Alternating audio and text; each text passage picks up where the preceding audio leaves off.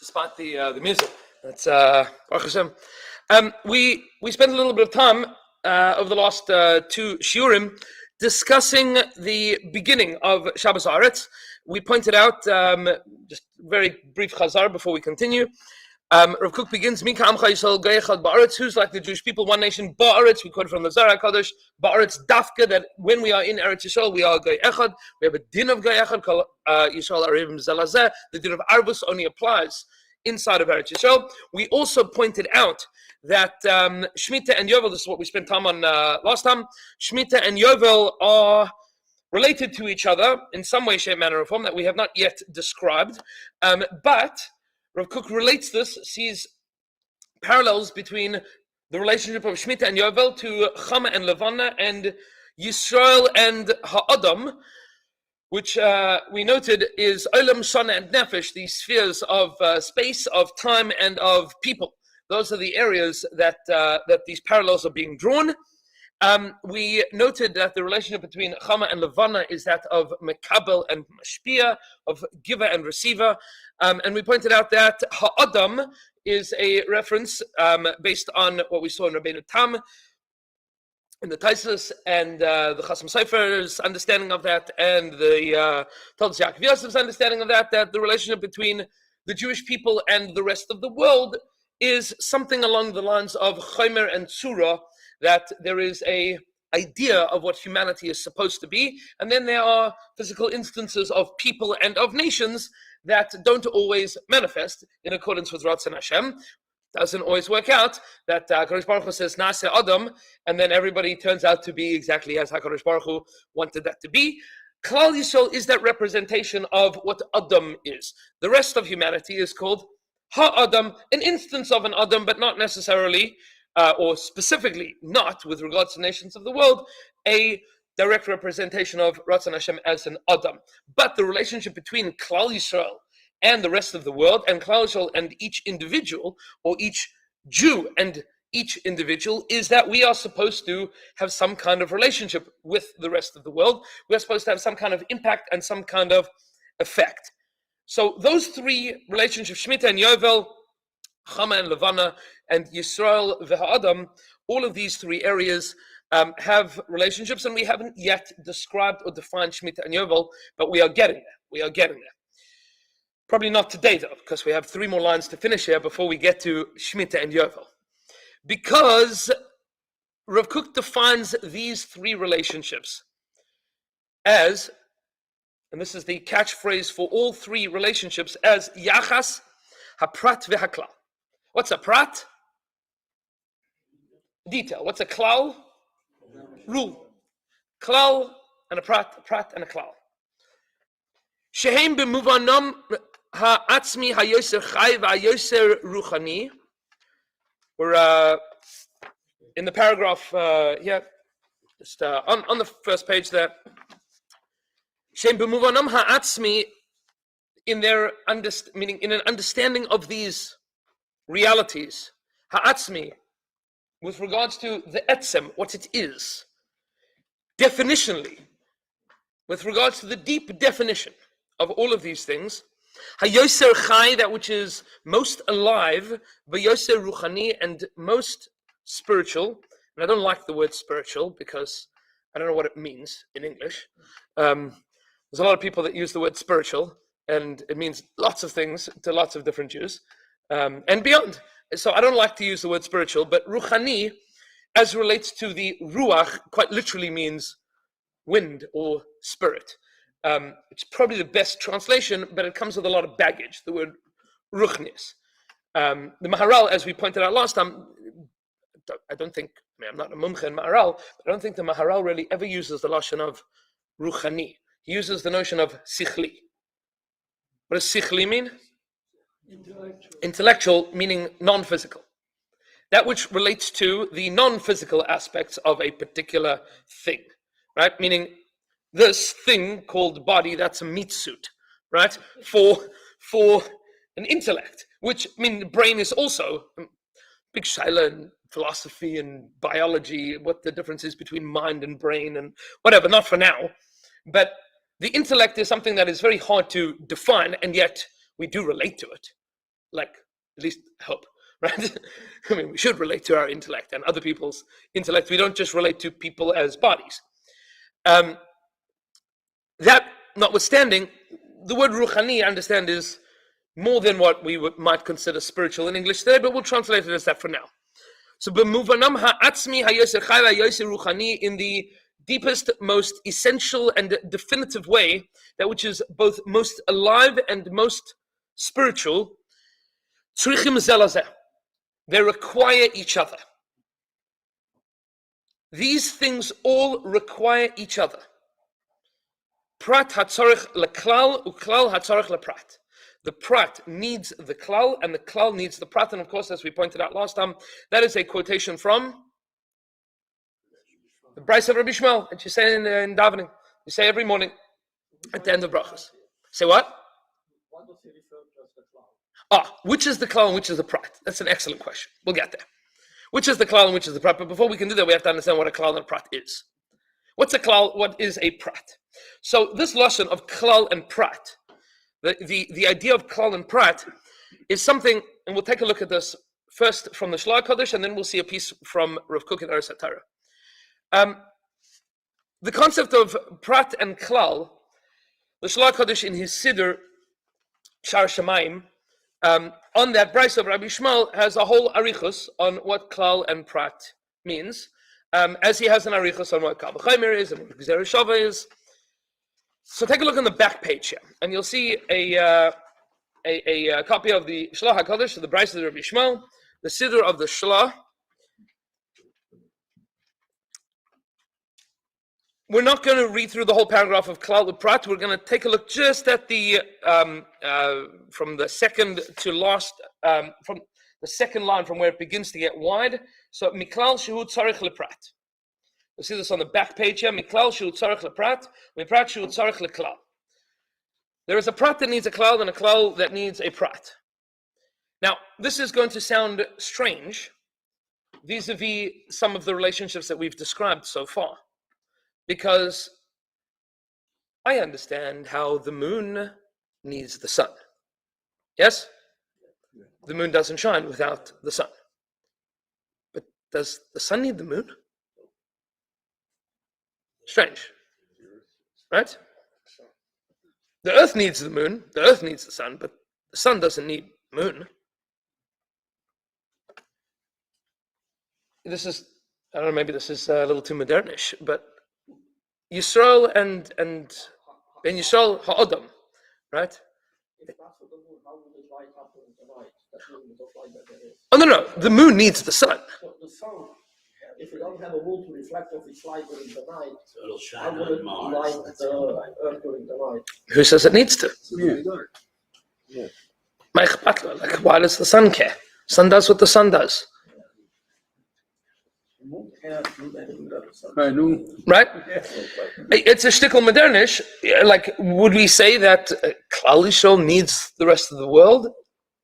I don't know. Yeah, I mean, I think we should. I think we should. It's not very yeshivish to say like that. Klal Yisrael just needs Klal Yisrael. Let's say what? Right. Chazal say this in numerous places, but more than that, HaKadosh Baruch Hu says it to Avram Avinu. V'nivruchu v'cha. Through you, the rest of the world is going to have a bracha. Avram Avinu is going to be an Av Hamon Goyim. Am Yisrael is going to inspire humanity, like we pointed out from the Svarna last time. Klal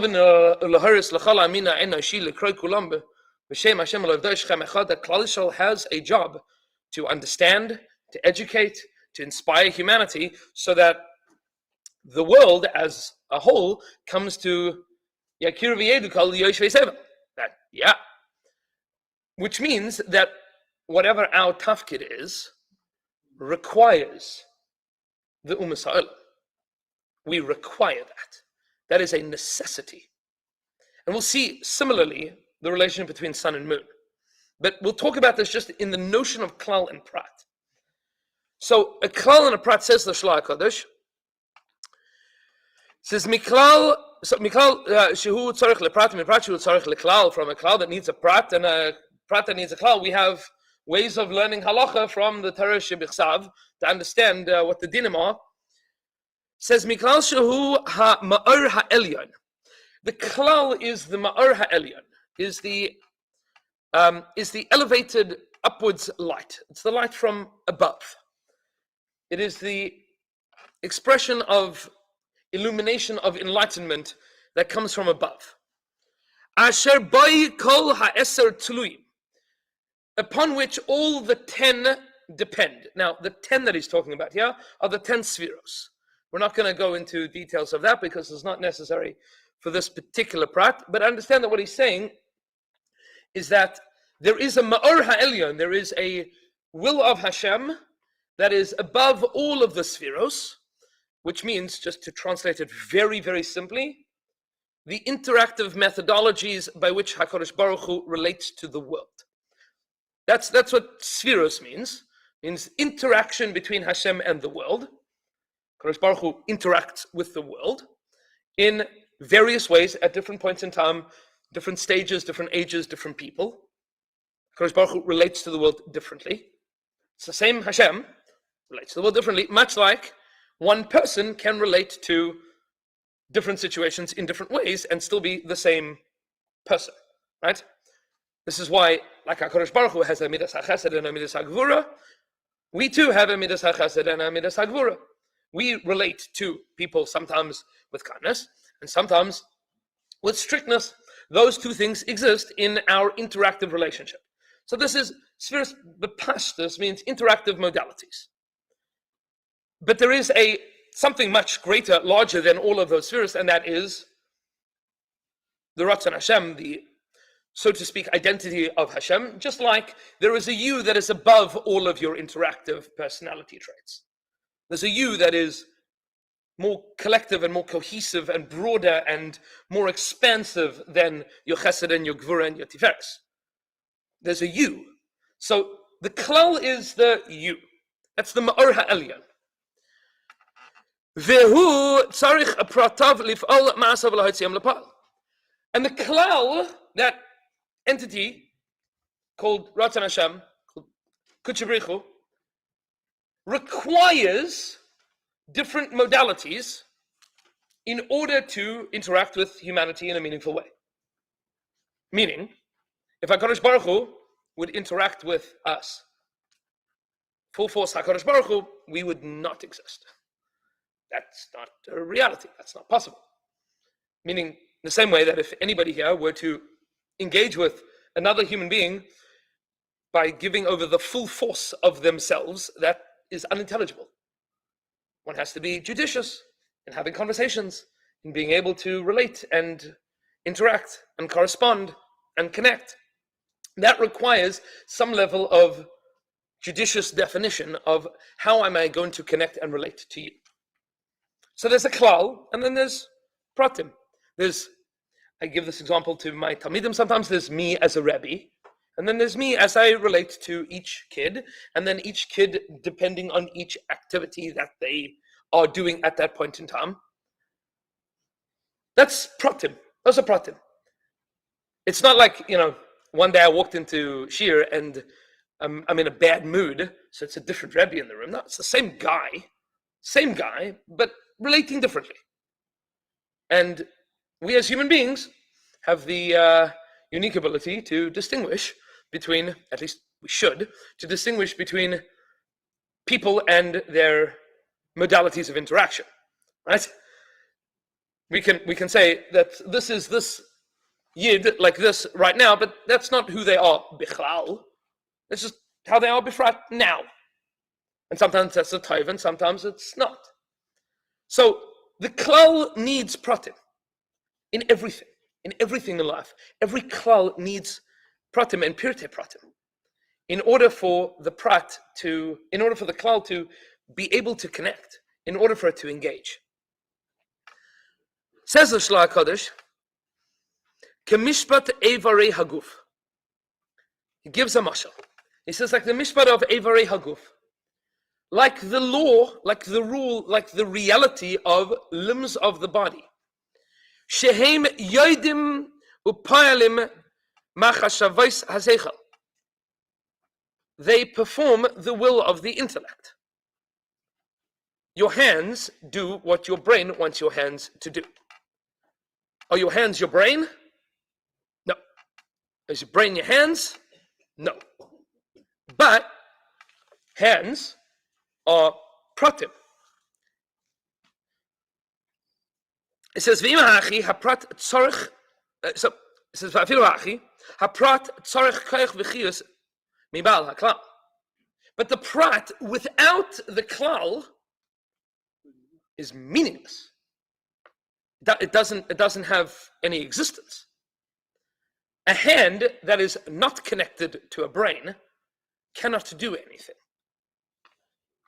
Right? If a hand, Khalila, would be disconnected from a person's central nervous system, that hand no longer has the capacity to do something. It's now dormant, it's dead. The prat that doesn't connect to the klal doesn't exist. So it says, "Haloi tira," says, you will see, she'ein sham ta'alas nikar me'ivarei aguf im loi al yedei hanefesh hanesenes lahem kach v'chiyus. As we see evidently that no part of the human body and no human body can operate without a nefesh, which means that the klal of a human body is the chiyus of the nefesh, is the life that is given by the nefesh. Without that nefesh, the body is dead. Which means that even the brain is a prat of the nefesh. The nefesh is the klal of the adam. It's the klal. Each part of the body is connected to that nefesh, is connected through a series, a hierarchy of klalim and pratim. Ultimately, this part of my pinky finger is part of my pinky finger, which is part of my right hand. So there's klalim and pratim that are going on there.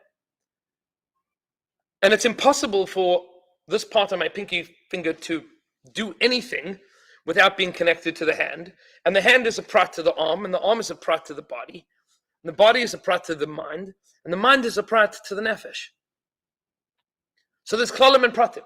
But the nefesh can do nothing at all without a body. Can't do anything. Because that klal is a tzorich leprat. And the pratim are tzorich leklal. Everybody understand what we're saying here? So this is the relationship that's existing. Klal uprat uklal, right? And then you have a klal that needs the prat and a prat that needs a klal. Says the Shla HaKodesh, this is ba'amkus. How the world of halacha works, it is how the world bichlal works. Klalim and pratim. Now, of course, the big klal of the world is Rebbeinu Shalom. Rebbeinu Shalom is the ilas ha'ilos, like those that sing Kel Mistater by Shalosh Shudas. Ilas ha'ilos, right? Rebbeinu Shalom is the primary cause of all causes. He is the klal of all klal.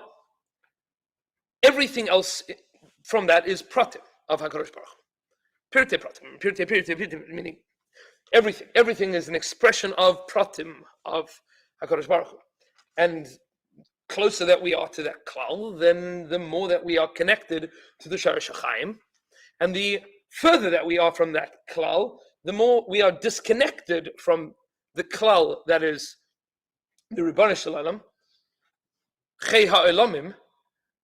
So the more that we're disconnected, the more that we lack chiyus. I'll just give you two inyanim to connect this to. There's a gorgeous Beis Yankov Ishbitz. He says this in 2 or 3 places in Sefer Shmos. The din was, well, the reality was that the lechem apanim, Chazal tell us, were fresh from week to week. From week to week, the lechem apanim were fresh. I sat in front of the Kodesh HaKodashim, right, the Shulchan, just right there. They stayed fresh from week to week. Why?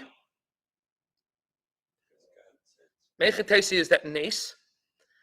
So the pasuk says that the lechem apanim are lefonei tamid. They're always there. I think Gemara has a discussion whether that means that you had to always have them there, or you could take them off in the morning and replace them in the afternoon. Says the Beis Yankov, anything that is standing in front of HaKadosh Baruch Hu is connected to the source of all life doesn't decay, doesn't rot. Connected to a Shor Shachaim. You're connected to in front of a Shor Shachaim, you're alive. This is how multiple midrashim and gemaras that while learning Torah, it was impossible to kill David HaMelech. Right? The Satan couldn't come because he was connected to it's Chaim. If you're holding on to Torah Kedosha, so then you're alive. So David HaMelech is holding on to the Torah. He cannot die. He has to be distracted from Torah in order to be taken out of this world. Because there's chiyus to everything that's alive. Ke'ein zeh, Mashal Lama David Daima, is my wife and I, we have this machlokes. She wins, always. Is it worth buying flowers? So, to take this off the recording, right? So, right? I mean, is it worth the money? Is it worth the money? So I taina, obviously it's not worth the money, which is why I buy flowers. Right? That's how everybody knows this machlokes. What's the problem is that by the time you bought the flowers, they're already dying, right? That's what happens, right? Right. Correct. Why? Because a potted plant is connected to a shorish hachaim. It's connected to some source of life. But the moment that you disconnect something from a source of life, it's already dying. That's how the Alter Rebbe explains in Igeras HaTshuva the notion of kares. Right? So Chazal said that kares means that a person dies. It's exerim in Shemaim that a person. It's machlokes exactly what kares means. It says you see people that have done things. You saw them bemazed, right? With kavana, doing something that's a chi of kares. And then they go off and live another 20 years. He says, no, what it means is that the chiyus. I mean, the flower can live in a vase disconnected from a shor shachaim, but it means that it's dying. Doesn't mean that it's dead. It means that it's dying. If you're disconnected from a shor shachaim, you're dying. If you're connected to a shor shachaim, then you're alive. That's how he says the lashon that Yaakov chevel nachlasai. That we are chevel nachlasai. He says chevel is lashon of a rope. We are connected to HaKadosh Baruch Hu with a rope. Yaakov chevel nachlasai. Kares means that HaKadosh Baruch Hu cuts the rope. That's the process of kares. Yeah, chiyus comes from being connected to the shor shachaim, to the big klal of all klalim. The Rebbeinu Shalom is the ultimate klal of everything, the ilos ha'ilos, because HaKadosh Baruch Hu doesn't depend on any bigger klal. There's no klal that HaKadosh Baruch Hu depends on. This is a Rambam. The Rambam, L'tzarenu, we were not zeiche to the Rambam's Perush al HaTorah. Why we don't have the Rambam's Perush al HaTorah? Why not? What happened to it? He died. He never got to write it. He wanted to, expressed that he wanted to write the Perush al HaTorah, but the Rambam was Nebuch. It was niftar before he had an opportunity to. There were still two books that the Rambam had in the hopper, at least two major works. One was the Perush al HaTorah, and the other was Mari Mekomis to the Mishnah Torah. Now you can imagine most of the yeshivas today would have to shut down if we would find the Rambam's Mari Mekomis to the Mishnah Torah. If he would tell you, if there would be a book there, the Rambam would say, by the way, this is the makar for what I said over here. This is how I explain it. There'd be a lot of Jews out of business, right? No. It's a mazel. It's good. It's Rosh Yeshiva have what to do because the Rambam didn't have a chance. Tongue in cheek, of course. But if only we would have had the Rambam's Perush al HaTorah. So somebody a couple of years ago put together. They worked through all of the Rambam's Perush Mishnayos and all throughout all of his letters, and they worked through all of the Rambam's.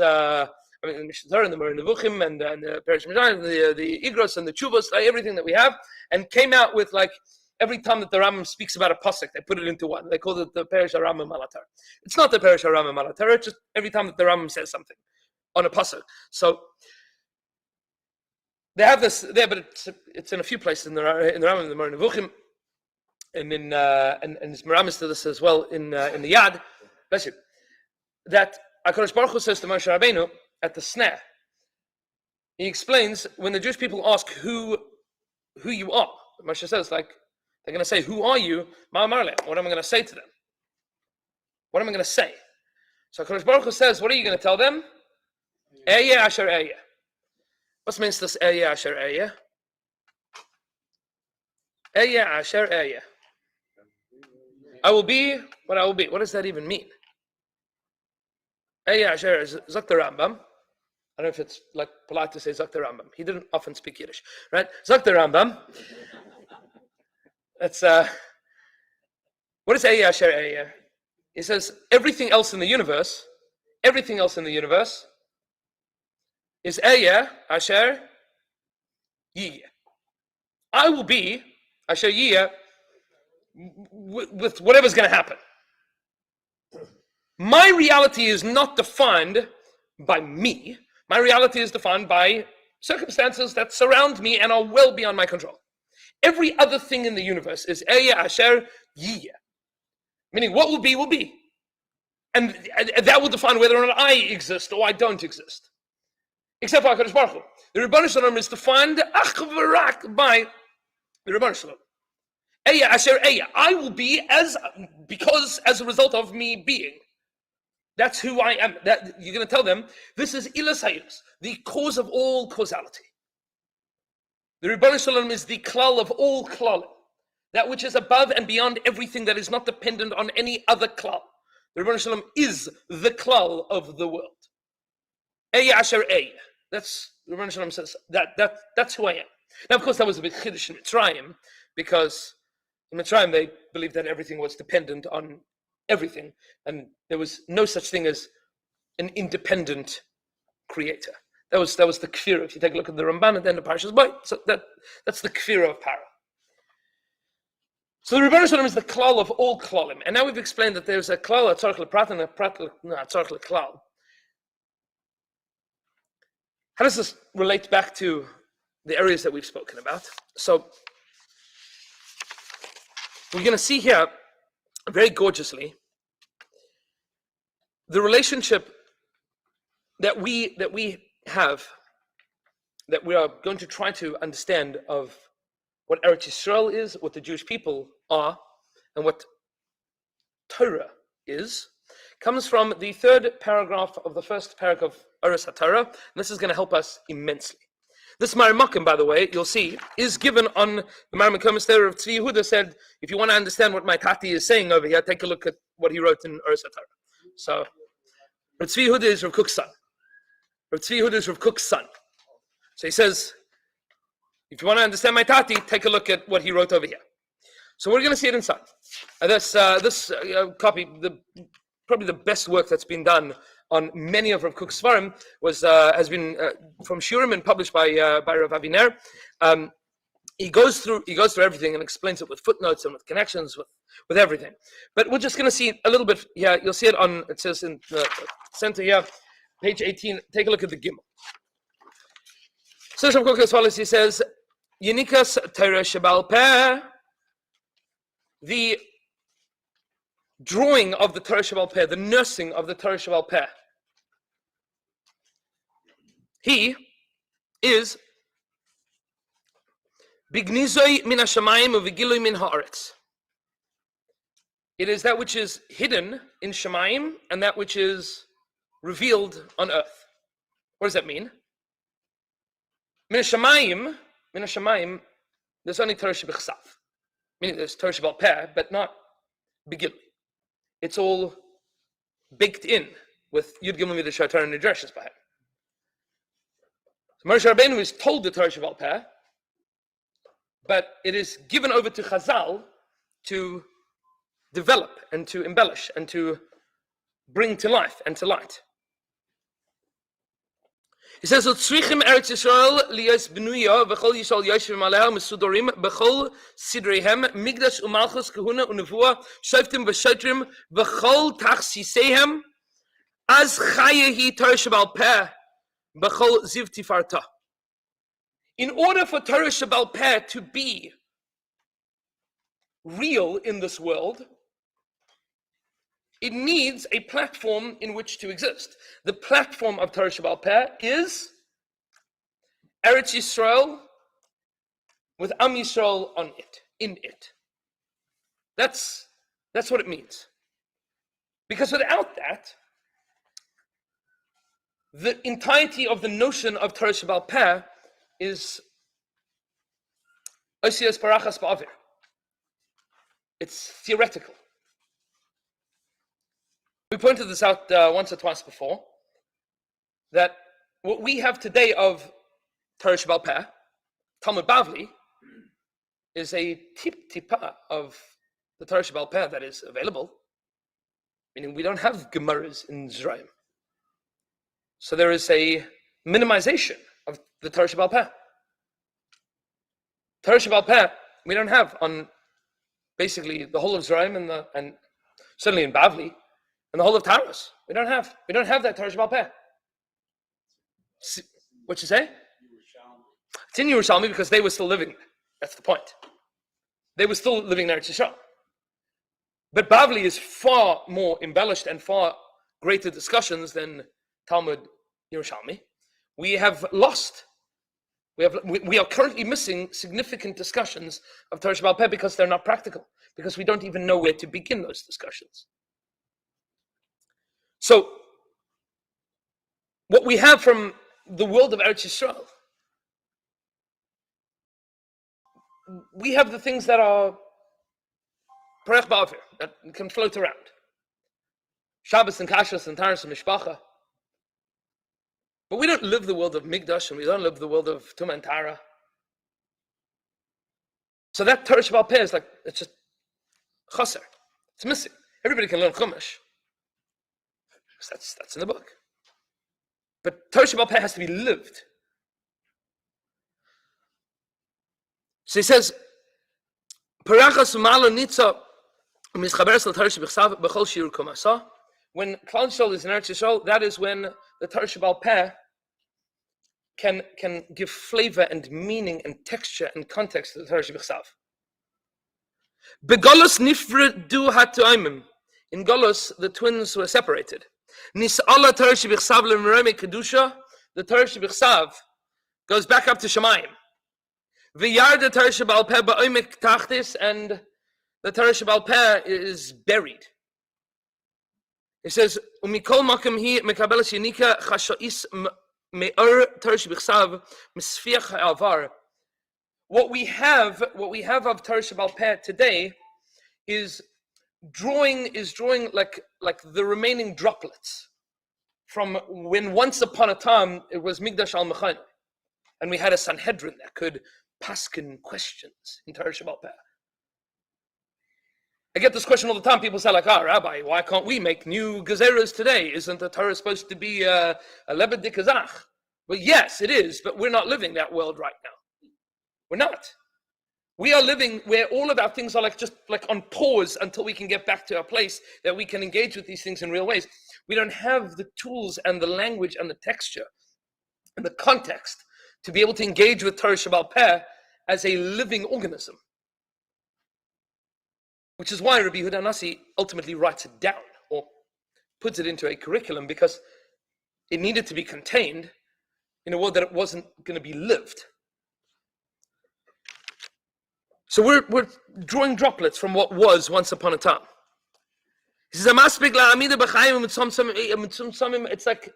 it's like I think what they call that now with technology, a trickle charge, right? It'll keep the device working, but not fully operational. That's us. And we are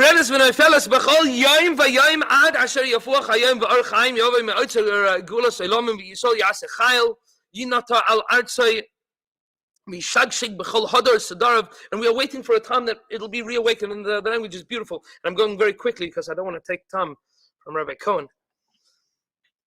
He says, "As tachal Torah Sheba'al Peh litzmach ma'omek sharsha," then the Torah Sheba'al Peh will once again grow from its roots. Tale male v'or Torah shebichsav yazriach aleh karnei ori mechadash, and then the Torah shebichsav will infuse the Torah Sheba'al Peh, and the Torah Sheba'al Peh will infuse the Torah shebichsav chadashim lav karim. It'll be a new relationship, renewed. V'doidim is achdu b'nvei apir yoinom, and there will be this love affair between what Klal Yisrael produced in the world and what HaKadosh Baruch Hu gave to us. V'or nishmas kel chei olamim izgala b'tchias Yisrael u'v'rum karnei yor ba'or shivas hayom shel or hacham v'or halavana gam yachad. Nishmas, the light of the soul of the Ribbon Shalom of all worlds, the God of all worlds. We say in davening Baruch Chei Olamim. Chei Olamim is HaKadosh Baruch Hu, that meaning. So it's a good question. If I explain that now, we're not going to finish this. That